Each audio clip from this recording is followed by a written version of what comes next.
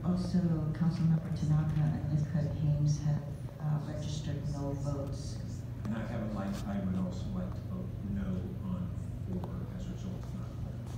Okay, so Councilmember Lithcott Hames, Councilmember Tanaka, and Councilmember Byrd registers no votes for item 4.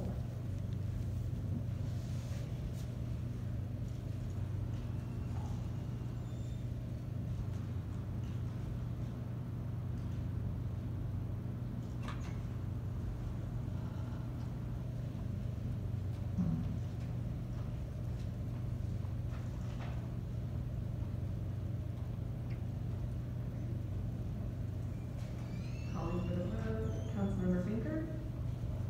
Yes. Councilmember Lowy? Yes. Vice Mayor Stone? Yes. Councilmember Tanaka? Yes. Mayor Ku? Yes. Councilmember Burt? Yes. Councilmember Lithcott Hames? Yes. Motion carries unanimously on items 3 and 5, carries 6 to 1 on item AA1, and it carries 4 to 3 on item 4. Thank you. Councilmember Lithcott Hames, would you like to speak to your no vote on item 4? Yes, I would, Madam Mayor. Thank you so much. While noting that time is always a concern with our council, I will use some precious minutes now to acknowledge the many residents we've heard from for whom the e-bike ban on unpaved trails interferes with their ability to enjoy the out-of-doors the way others do. I want to register my concern that the council would deprioritize the experience of older and mobility-challenged people who are numerous and for whom e-bikes provide access to exercise, the out-of-doors, social interaction, and overall improvement to quality of life that comes with all of that. What a beautiful mashup it was tonight to see some of our more elderly residents advocating for their right to use the latest technology and to have some of our youngest residents agree with them. A beautiful synergy. As young Vincent from Palo said, it's about whether the item in question is ridden responsibly. When some of us suggested a few weeks back regulating not the device, e-bikes, but behavior, speeding, we were told there's not enough staff to monitor speed limits. So this decision also begs the question, where are we getting the staff to monitor the ban on e-bikes then? And if so, why can't those staff not be repurposed to nab speeders of all vehicle types instead of e-bike users, period? The point was made that over 80% of the emails received from residents 2 weeks ago were in favor of the ban, but if we look closely at those emails, we see that many emanated from a coordinated campaign, which one can discern based on similar, if not identical language, and there is nothing wrong with that. But it does make it more compelling the many emails we received from individuals opposed to the ban who seem to have written their emails out of their own heartfelt accord, often in concert with the concerns I've mentioned. I fear that the policy we appear poised to adopt, we have adopted, is short-sighted and potentially discriminatory and also lacking in compassion. It also does fly in the face of the National Park Service regulations, which have classified e-bikes as the equivalent of bikes in their regulations governing millions of acres of American land. To those whose recreational needs and abilities the city has overlooked with this decision, I stand with you in the hope that this subject will one day be reconsidered. Thank you, Madam Mayor. Thank you. Councilmember Tanaka, would you like to speak to your no vote on item 4? I would, thank you. So first of all, thank you to everyone that came out tonight. A lot of you guys came out. I know it's late. I know a lot of you guys put a lot of effort into this. I think first time around, I think my fellow customers did it correctly. I think a lot of people didn't know about this. You guys found out about it later and came out and spoke. You guys did the research. I sincerely hope that we can reconsider this. I think, unfortunately, this is going to be crazy hard. There's a lot of e-bikes that look identical to bikes. So how do you even catch people? I don't know. Tonight we saw overwhelming opposition to this ban with very clear, compelling arguments. I already opposed it, but I'm firmly against it at this point as well. And so I would just say, hopefully, within a year or so, this can be revisited, and we can see that this ban was not necessary, and it really, as my fellow customer says, discriminating against people. I mean, I think e-bikes are very democratizing, and it's very unfortunate that this is the decision. But thank you everyone for coming out. Really appreciate it. Thank you. Councilmember Byrd, would you like to speak to both 4 and AA1? Thank you. Thank you.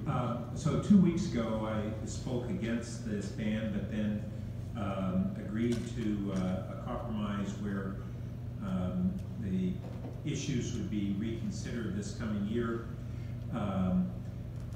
But the more I have heard from members of the public and on this, the more convinced I am that this was really not a well-considered decision.